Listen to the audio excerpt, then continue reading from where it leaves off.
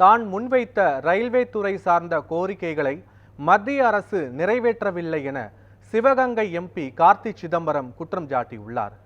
இது தொடர்பாக காரைக்குடியில் செய்தியாளர்களிடம் பேசிய அவர், முதலமைச்சர் மு.க.ஸ்டாலின் வாழ்த்துக்களுடன் வேளாண் மற்றும் சட்ட கல்லூரிகளை சிவகங்கை தொகுதிக்கு கொண்டு வந்துள்ளதாக கூறினார். வேலு நாச்சியார் பெயரில் பெண்களுக்கான காவலர் பயிற்சி மையத்தை சிவகங்கையில் கொண்டுவர முயற்சி எடுத்து வருவதாகவும் குறிப்பிட்டார். ரயில்வே தொடர்பான தனது கோரிக்கைகளுக்கு மத்திய அரசு செவிசாய்க்கவில்லை என்றும் அவர் தெரிவித்தார். தமிழ்நாட்டு மக்கள் ₹1 வரி பணம் கட்டினார்கள் என்றால் அவர்களுக்கு வருவது மீண்டும் தமிழ்நாட்டுக்கு வருவது 29 காசு தான். ஆனால் உத்தரப்பிரதேசம் போன்ற இந்திய மாநிலங்கள் ₹1 வரி கட்டினாங்கன்னா அவங்களுக்கு திருப்பி வருது ₹2.73. இதுவே ஒரு ஃபெடரல் இம்பேலன்ஸ். இங்கு இந்தியா கூட்டணியின் சார்பில் வலுவான பாராளுமன்ற உறுப்பினர்கள் டெல்லிக்கு சென்றால் தான் இந்த ஃபெடரல் இம்பேலன்ஸை சரி செய்ய முடியும். ரயில்வேயை பொறுத்த வரைக்கும் நான் இது வரைக்கும் நிறைய கோரிக்கை கொடுத்துட்டேன், எனக்கு தெரியும்.